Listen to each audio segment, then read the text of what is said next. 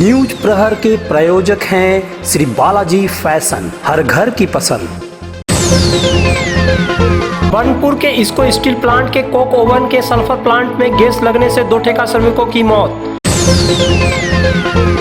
कारखाने के अधिकारियों या ठेकेदार की लापरवाही से हुई दोनों श्रमिकों की मौत, इसकी जांच के लिए बनेगी कमेटी।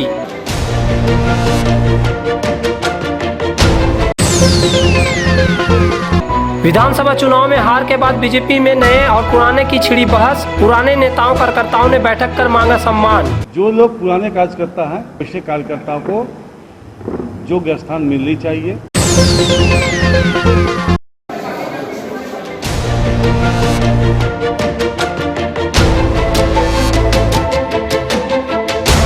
बानपुर के इसको स्टील प्लांट में बुधवार की सुबह हुई दुर्घटना में 2 ठेका श्रमिकों की मौत हो गई। जिन 2 श्रमिकों की मौत हुई है, उस समय मौजूद उनके साथी श्रमिकों ने बताया कि विषाक्त गैस लगने की वजह से दोनों की मौत हुई है। मृत श्रमिकों के नाम बापन सरकार और सुमन विश्वास बताए गए हैं। ये दोनों ठेका श्रमिक नीरू मेटल ट्रेडिंग कंपनी से जुड़े हुए थे। ये दोनों श्रमिक जब कोक ओवन की 11 नंबर बैटरी के सल्फर प्लांट के एक चेम्बर की सफाई का काम कर रहे थे। उसी दौरान उन्हें गैस लगी और वे वहां गिर गए। उन्हें बचाने के लिए दूसरे श्रमिकों ने कोशिश की, लेकिन वे कामयाब नहीं हो पाए। इन श्रमिकों ने प्लांट के अधिकारियों को सूचना दी। इसके बाद जल्दबाजी में CIAF के रेस्क्यू टीम को बुलाया गया। इस टीम ने ऑक्सीजन मास्क पहनकर बापन सरकार और सुमन विश्वास को उस जगह से निकाला जहां पर वे गिरे पड़े थे। सल्फर प्लांट के ऊपर से उन्हें धीरे धीरे उतारा गया, फिर उन्हें बनपुर अस्पताल ले जाया गया, जहां डॉक्टर ने दोनों को मृत घोषित कर दिया। घटना की खबर पाकर बड़ी संख्या में श्रमिक अस्पताल पहुंच गए। यूनियन नेता भी पहुंचे। घटना के समय मौजूद रहे प्रलय चौधरी ने बताया कि हम सुबह से प्लांट में काम कर रहे थे, लेकिन दोपहर बाद किसी ने गैस को चालू कर दिया, जिसकी वजह से यह घटना हुई। सुमन विश्वास पतला कर छेलेटा नामार पर सर কিছুক্ষণ 5 মিনিট পরে পড়ে যায়। বাবন বিশ্বাস বাবন সরকার ড্রামের উপর ছিল, ও স্যার নামে পরে ওকে জল ছিটা মারার পর স্যার আমি নেমেছি। আমার অবস্থা খুব খারাপ, মানে আমি দেখলাম স্যার আমিও পড়ে যাব। তখন আমি খুব জোরে পরে উঠে গেছি স্যার। উঠে যাওয়ার পর ওই আমার মানে জলমল মুখে মেরেছি, নিচে আমি শুয়ে দিয়েছি স্যার। তারপরে পলয় কাকা ছিল, পলয় কাকা ওই লোক মোট ডাকাটাই করেছে। তারপরে শিবদাস নায়ক ছিল ওই সিঁড়ির উপরে, তারপরে আমি ওঠার পর যাই ওদিকে উঠাইতে স্যার। তারপর স্যার আমার অবস্থা খারাপ, আমি স্যার। তো তোমরা কেমন করে কাজ করো? তোমাদের সেফটি সিকিউরিটি কিছু নেই? না কিছু নাই স্যার, সিঁড়ির মধ্যে নামায়, সিঁড়ির মধ্যে নামায়, সেফটি ম্যাপটি কিছু নাই স্যার। সিঁড়ির মধ্যে নেমেছি, সিঁড়ির মধ্যে নামে কাজ করেছি। আমরা সকাল থেকে 5 জন মিলে ওইখানে কাজ করি। কোন জায়গা সেটা? আমাদের গ্যাস ট্যাঙ্কিতে, ওই সালফার ট্যাঙ্কিতে। তো পরিষ্কারের কাজ ছিল, তো আমরা কাজ করছিলাম। সকালবেলাটায় কোনো গ্যাস ছিল না, ভালোই বললো ছিল, বন্ধ ছিল, সব কিছু ছিল। যখন দুপুরবেলায় 2:30, 3:45, 2:40 আমরা কাজে নামি, সুমন বিশ্বাসকে আগে প্রথমে নামায়। তারপরে সুমন বিশ্বাস ওইখানে গিয়ে কোনো আওয়াজ না দিয়ে বাবন সরকারকে নামায়। বাবন সরকার আমরা বলি যে জল নিয়ে যায়, ওর কোনো আওয়াজ, একটা গঁ গঁ আওয়াজ আসছে, দিয়ে ওকে জল মারে এবং ওর সাথে গায়ে পড়ে থাকে, ও উঠতে পারে না। তারপর নামে আমাদের শ্যামা প্রসাদ দে। ও নেমে ও বুঝতে পারে যে এইখানে গ্যাস মারছে, ও তুরন্ত উঠে আসে। দিয়ে শিবদাস নায়ক ও নামে, ও ভেবেছে উঠিয়ে নেবো। 2-3 সিঁড়ি গিয়ে ও আর নামতে পারে নাই। দিয়ে আমরা আমাদের GM মেকানিক্যালের ছেলে, আমাদের যা শর্ট হাউসে আরও ছেলে লেবাররা আছে, সবাইকে ডেকে নিয়ে আসি। তখন উঠাতে পারে না, কেউই উঠাতে পারে না। তখন CISF এসে অক্সিজেন মুখে মাস্ক লাগিয়ে ওদিকে 2 জনকে ইয়েতে উঠায়, সেফটি বেল্ট লাগিয়ে উঠায়। তারপরে যখন নিয়ে আসে হসপিটালে, এসে বলছে এই অবস্থা। ওইখানে প্রথমে দেখে নেই হসপিটালে গ্যাস কিভাবে লিক করছে? হ্যাঁ, গ্যাসটা লিক করে নাই, গ্যাস কেউ খুলেছে স্যার। কেন সকালে ছিল না, এই দুপুরের দিকে কেউ অপারেটর থেকে কিছু হয়ে যায়, DCS থেকে, আমাদের যে DCS আছে ওইখান থেকে কেউ অপারেটিং করেছে, তবেই হয়েছে, কিন্তু কেউ নামতে পারছিল না। মোট কজন নেমেছিলেন আপনি? আমরা 3 জন। 2 জন বাইরে থাকি, 1 জন সিঁড়িতে থাকে, 2 জন মালটা করে। ওই 2 জনই যে নেমেছে, ওই 2 জনই শেষ হয়ে গেছে, মারা গেছে। কি নাম ওদের? একটা হচ্ছে বাপন সরকার আর একটা হচ্ছে সুমন বিশ্বাস। বাড়ি একজনের বাড়ি বিধানপল্লী আর একজনের বাড়ি আমবাগান তেঁতুলতলা।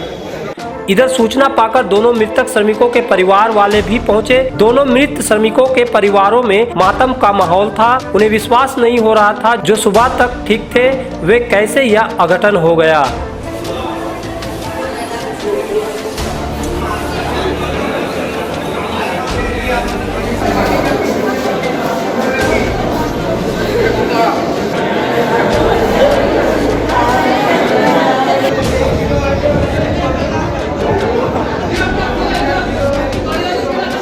इधर अस्पताल में बड़ी संख्या में श्रमिकों के साथ यूनियन नेता भी पहुंचे हुए थे। श्रमिकों में रोष का माहौल था। इंटक से संबद्ध Asansol iron and steel workers union के महासचिव हरजीत सिंह भी खबर पाकर अस्पताल पहुंचे थे।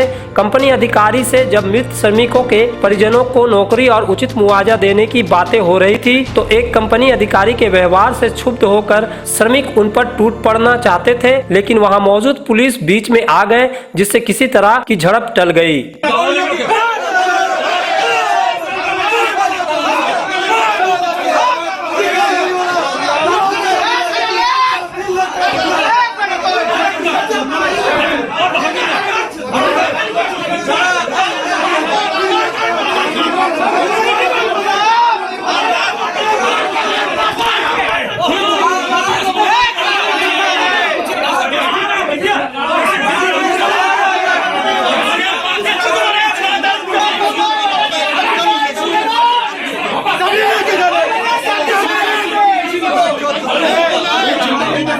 इधर इसको के एक अधिकारी का कहना है कि कोक ओवन का सल्फर प्लांट बंद था, उससे कोई काम नहीं हो रहा था। लेकिन कैसे श्रमिक वहां पहुंचे और किनके कहने पर जाकर वह काम कर रहे थे और क्या गैस लगने से ही उनकी मौत हुई है कि नहीं, यह जांच का विषय है। कंपनी द्वारा एक जांच कमेटी बनाई जाएगी, उसके बाद यह पता चल पाएगा कि यह घटना आखिर कैसे हुई। बहरहाल इस घटना से यह साफ दिख रहा है कि यह पूरी तरह से लापरवाही का मामला है जिसने 2 ठेका श्रमिकों की जान ले ली। जैसा कि इंटक से संबद्ध Asansol iron and steel workers union के महासचिव हरजीत सिंह कहते हैं, आज के सकाल कয়েকদিন থেকে 11 নম্বর ব্যাটারির বাই প্রোডাক্টের উপরে চেম্বারগুলো পুরস্কার হচ্ছিল। আজকে সকালে ওরা কাজ করেছে, সকালে ঠিকঠাক ছিল, কাজ করছিল। বিকালে যখন ঢুকেছে এরা, তো ঢুকার পরে একজন বললো যে আমার মাথা ঘুরছে আর অনইজি ফিল করছি। তখন ওকে অলরেডি গ্যাস লেগে গেছে দুজনকে। আর উঠে আসার চেষ্টা করলো, উঠতে পারলে না। আবার একজন ওদের কলিগ গিয়ে ওকে তোলার চেষ্টা করলো, সে তুলতে পারেনি। তারা গিয়ে হাল্লা করেছে, সিআইএসএফ এসে ওদেরকে বের করেছে। আর যখন বের করে এখানে নিয়ে আসা হয়েছে হসপিটালে, দেখা গেছে 2জন মারা গেছে। একজনের নাম সুমন বিশ্বাস, একজনের নাম বাবন সরকার। আমরা এখন এখানে হসপিটালে এসেছি। আমরা ম্যানেজমেন্টকে বলছি 2জনের যে আমাদের এনজিসিএস মিটিং অ্যাজ পার আমাদের রুল 2জনের ফ্যামিলিকে চাকরি দিতে হবে, যে আমাদের নিয়ম অনুযায়ী ওদের বেনিফিট দিতে সে দিতে হবে। তার জন্য আমরা এখানে সবাই একত্রিত আছি, সে বেনিফিটটাও ওরা পাবে। কিন্তু এখানে দেখা যাচ্ছে বেশ কিছু আপনার যারা ওয়ার্কার যারা ওর সঙ্গে কাজ করছিল তাদের বক্তব্য যে ঠিকাদাররা কোনো কিছুই সেফটি বা সিকিউরিটি দিকে নজর দেয় না, খালি প্রেসার দিয়ে কাজ করায়। দেখুন আমি কিভাবে দেখছেন? আমি বলছি আপনাকে বলছি, যখন কোনো ঘটনা ঘটে যায় অনেক লোক অনেক রকম কথা বলে, ঠিক আছে, তারা ওয়ার্কার। কিন্তু যে ওয়ার্কাররা যখনই আমাদের কাছে আসে, ওয়ার্কাররা যখনই আমাদের কাছে আসে আমরা নিশ্চয়ই সেটাকে দেখি, কোথাও নিশ্চয়ই নেগলিজেন্সি হচ্ছে। ম্যানেজমেন্ট, আমি বলছি ইসকোর ম্যানেজমেন্ট অনেক জায়গায় ঠিকা মজদুরকে ধমকিয়ে চমকিয়ে এই কাজটা গায়ে জোরে করতে হবে, না হলে তোমার গেট পাস নিয়ে নেবে, এরকম চলছে, আমাদের কানে এসছে। এগুলো আমরা দেখছি কি করা যায়। তো এখন কি এখানে কোনো গাফিলতি কি? গাফিলতি নিশ্চয়ই কিছু আছে। ম্যানেজমেন্টকে আগে গ্যাস চেম্বার চেক করা উচিত ছিল যে ওর মধ্যে গ্যাস আছে কিনা, নাহলে গ্যাস আসলো কোথা থেকে? যদিও প্লান্ট বন্ধ ছিল, গ্যাস আসলো তবে তো গ্যাস লাগলো ওদের। तो আমি বলছি যে এটাতে নিশ্চয়ই গাফলতি আছে ম্যানেজমেন্টের, গ্যাস চেক করে এদের নামানো উচিত ছিল।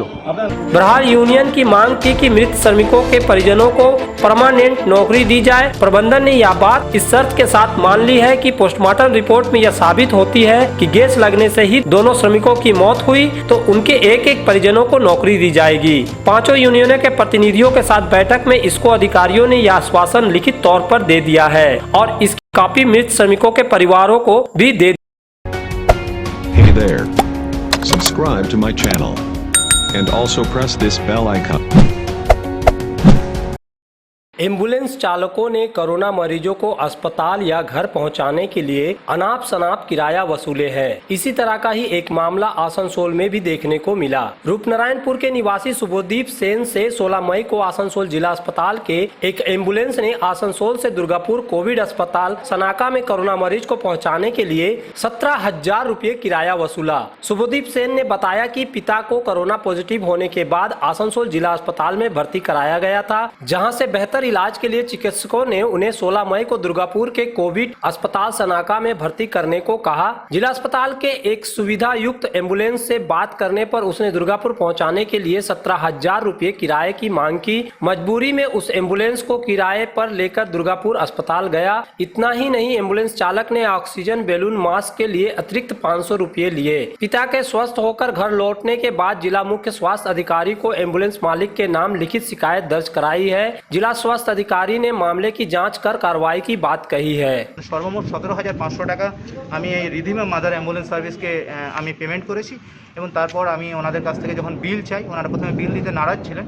পরে পরিশেষে আমি যখন ওদেরকে প্রেশার ক্রিয়েট করি যে আমার বিল লাগবেই, আপনারা পেমেন্ট নিচ্ছেন, আপনাদেরকে আমি পেমেন্ট ফুল দিয়েছি, তো ওরা আমাকে বিল দেয় এবং সেই জায়গায় দাঁড়িয়ে গাড়ি নাম্বারও আমার কাছে রয়েছে এই মুহূর্তে। গাড়ি নাম্বার সহ আমার আবেদন, আমি চেয়েছি যে আমি যে প্রতারণার শিকার হয়েছি সেই দিন আমি চাই আসানসোল শিল্পাঞ্চলের মানুষ এছাড়াও সমগ্র অঞ্চলের মানুষ কোনো একজন মানুষকে তো প্রতিবাদ করতে হয়, আর সেই প্রতিবাদের রাস্তা থেকে আমি এসেছিলাম সিএমওই স্যারের কাছে।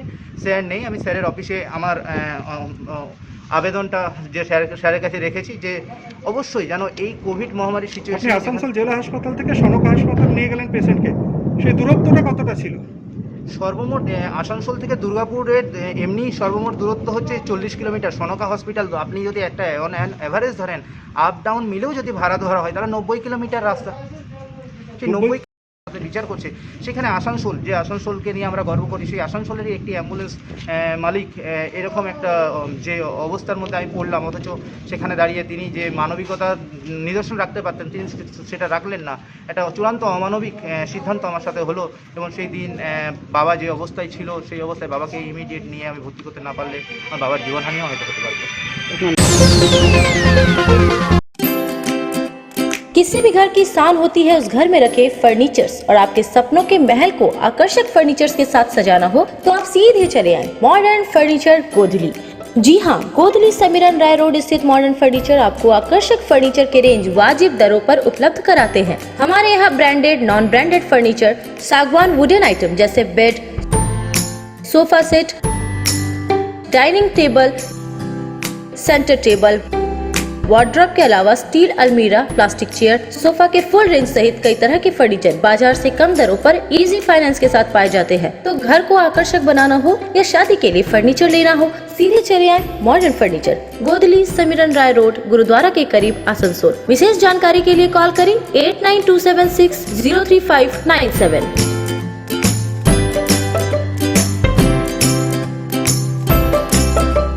आसनसोल शिल्पांचल के चांदा मोड़ स्थित प्रतिष्ठित अंग्रेजी माध्यम के आसनसोल नॉर्थ पॉइंट स्कूल में 2021 के लिए प्रवेश जारी है। नर्सरी से क्लास 9वीं और 11वीं के लिए प्रवेश खुला है। ऑनलाइन नामांकन की भी सुविधा। स्कूल में सारी आधुनिक सुविधाएं उपलब्ध हैं। Air condition computer lab, air condition auditorium, swimming pool, पूरे स्कूल कैंपस में सीसीटीवी निगरानी, स्कूल ट्रांसपोर्ट की भी सुविधा। संपर्क करें आसनसोल नॉर्थ पॉइंट स्कूल में।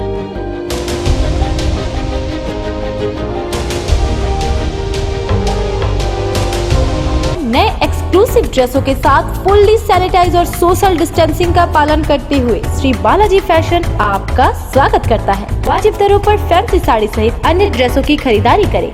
आज ही आए बालाजी फैशन, हर घर की पसंद, GT road opposite Subhash institute, Asansol. नमस्कार, हम लोग कोविड-19 के लेके फुल सैनिटाइज करके स्टोर फिर से ओपन किए हैं। आप लोग हमारे यहाँ आइए, साड़ी, सूट्स, लहंगा के लुत्फ उठाइए और हमारे यहाँ सारे वेडिंग कलेक्शन भी अवेलेबल है।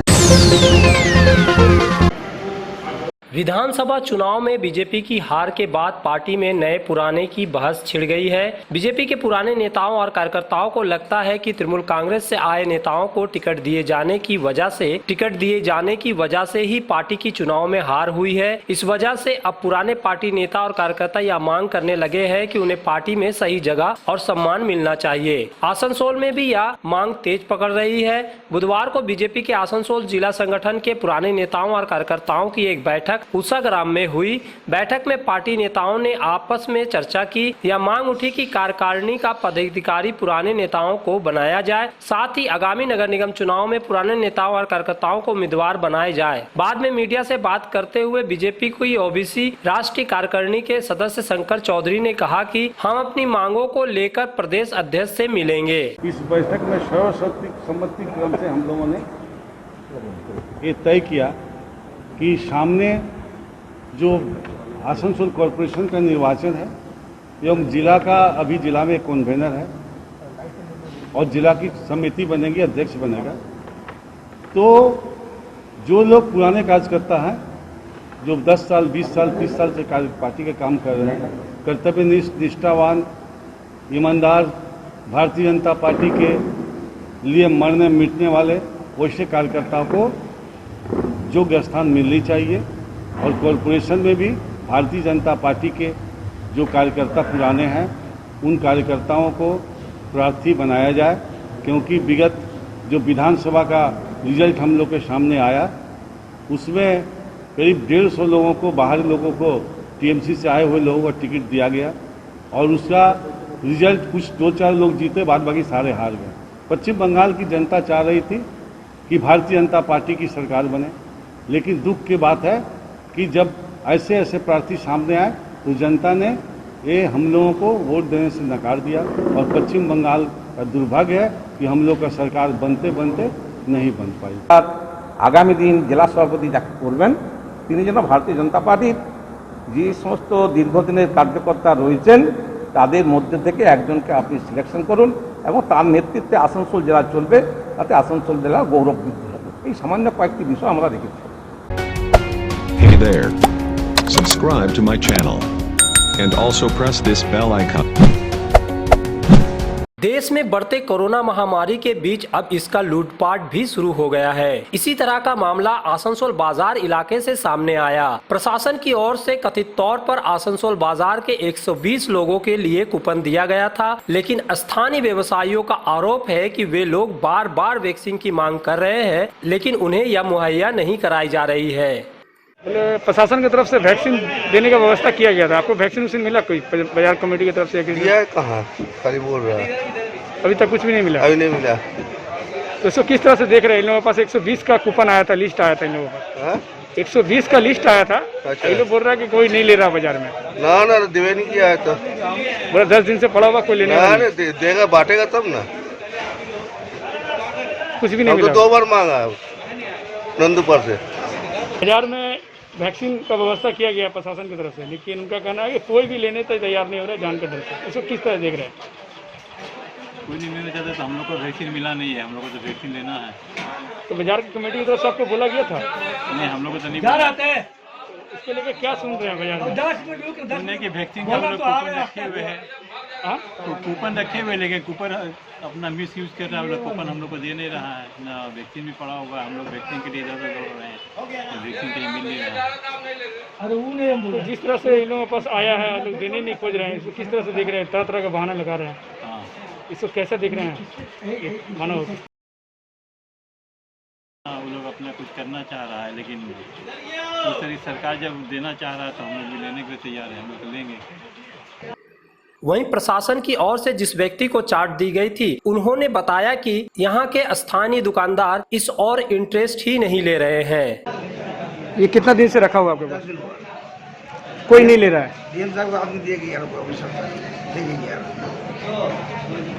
तो किसी को बोल रहे हैं अभी तक कोई आया नहीं आगे? इंटरेस्ट ले रहा, किसी को बोला नहीं, बोला कुछ आदमी को मारो, ध्यान नहीं दे रहा। इसको किस तरह से दे रहे हैं? वैक्सीन को कोई नहीं लेने खोज रहा है, जबकि देश में महामारी चल रहा है। वो डर है बहुत आदमी का, वो डर है। किस चीज़ का डर है? हाँ? किस चीज़ का डर देख रहे हैं? वो डर लग रहा हमको। तो सरकार की तरफ से कोई, प्रशासन की तरफ से कोई नहीं आके बोल रहा है? नहीं, रॉकेट बुलाना कितना है, ये लड़की और फेरा बोला हम लोग।